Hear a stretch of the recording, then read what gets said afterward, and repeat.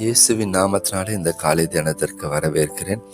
யாக்கோபு 5வது அதிகாரம் 11வது வசனம். இதோ பொறுமையாய் இருக்கிறவர்களை பாக்கியவான்கள் என்கிறோமே.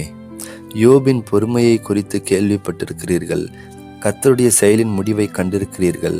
கர்த்தர் மிகுந்த உருக்கம் இரக்கமும் உள்ளவராய் இருக்கிறாரே. யோபினுடைய வாழ்க்கையில நம்ம அறிந்திருக்கிற காரியம், சத்ரு அவனை சோதிக்கும்படியாக ஒரே நாளில் அவன் தன்னுடைய உடைமைகள், தன்னுடைய சொத்து, தன்னுடைய பிள்ளைகள் எல்லாவற்றையும் இழந்து அவன் கலங்கின ஒரு சூழ்நிலையில் காணப்படுகிறான். சரி, இதற்கு அவன் ஏதாவது பாவம் செஞ்சிருப்பான் அப்படின்னு பார்த்தீங்கன்னா, வேதம் சொல்லுகிறது, கர்த்தர் அவனை குறித்து சாட்சி கொடுக்கிறார். அவன் உத்தமனும் சன்மார்க்கனும் தேவனுக்கு பயந்து பொல்லாப்புக்கு விலகுகிற ஒரு மனுஷனா இருக்கிறான் பாருங்க. ஆனால் இந்த எந்த சூழ்நிலையிலையும் யோபு ஒரு நாளும் ஆண்டவரை அவன் தூஷிக்கவே இல்லை. மாறாக அவன் சொல்றான், கர்த்தர் கொடுத்தார், கர்த்தர் எடுத்தார் என்று சொல்லுகிறான் பாருங்க.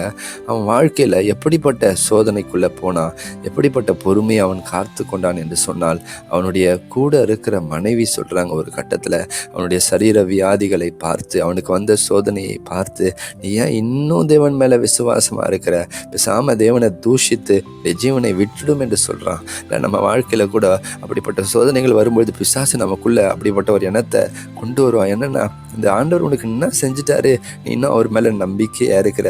யோபு சொல்றான், தேவனிடத்திலிருந்து நன்மையா பெறும்போது எனக்கு நல்லா இருந்துச்சு, ஆனா அதே தேவனிடத்துல இருந்து ஒரு தீமை வந்தா அது எனக்கு கஷ்டமா இருக்குமா. நான் நன்மையை ஏற்றுக்கொண்டவன், தீமை வருகிற நேரத்தில் அவரை நான் தூஷிப்பேன், நான் செய்ய மாட்டேன் அப்படின்னு சொல்கிறான். சரி, மனைவி அப்படி இருக்கிறாங்க, கூட இருக்கிற பிராண சிநேகிதர்கள் அவனை விசாரிக்கும்படிக்கு வருகிறாங்க. ஒருவேளை அவங்க வரும்பொழுது இவங்களால எனக்கு ஒரு ஆதரவு கிடைக்கும், இவங்களாவது என்னை புரிஞ்சுப்பாங்கன்னு சொல்லி யோசிச்சிருப்பான் போல இருக்கு. ஆனால் யோபுவுக்கு அவங்க மூலமாகவும் ஒரு ஆறுதல் கிடைக்கல.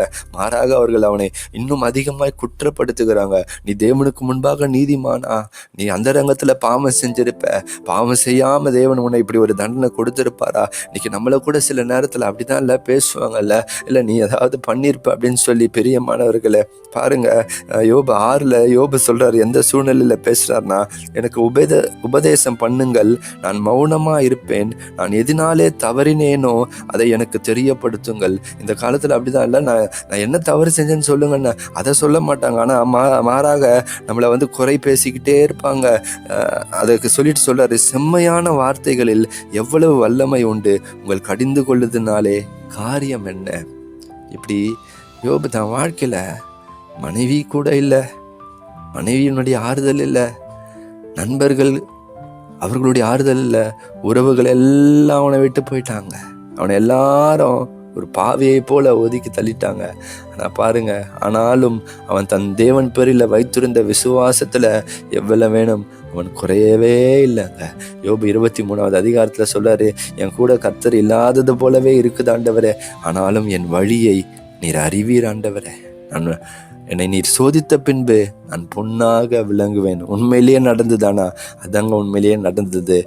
அவரை சோதித்தார், அவன் பொறுமையோடு இருந்தான், தன் பொறுமையை காத்து கொண்டான். அதான் வேதத்துல நம்ம வாசிச்சோம். யோபின் பொறுமையை குறித்து கேள்விப்பட்டிருக்கிறீர்கள், கர்த்தரின் செயலின் முடிவையும் கண்டிருக்கிறார்கள். என்ன நடந்தது? எதெல்லாம் இழந்து போனானோ அது எல்லாவற்றையும் ரெண்டத்தனையாய் பெற்று கொண்டான். எந்த பிராண சிநேகிதர்கள் அவனை குறை கூறினார்களோ அவர்களுடைய மன்னிப்புக்காக அவன் ஜெபிக்கிறான். வேதம் சொல்லுகிறது, கர்த்தர் யோபுவின் சிறையிருப்பையும் மாற்றினார்.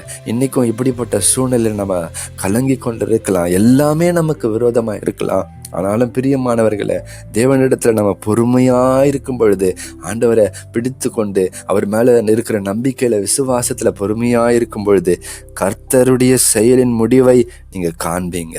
கர்த்தர் உங்களுக்காக என்ன செய்ய போகிறார் என்பதை நீங்க காண்பீங்க.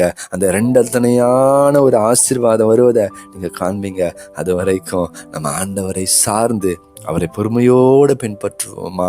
அல்லேலூயா. கர்த்தர் உங்களை ஆசீர்வதிப்பாராக. ஆமேன், ஆமேன்.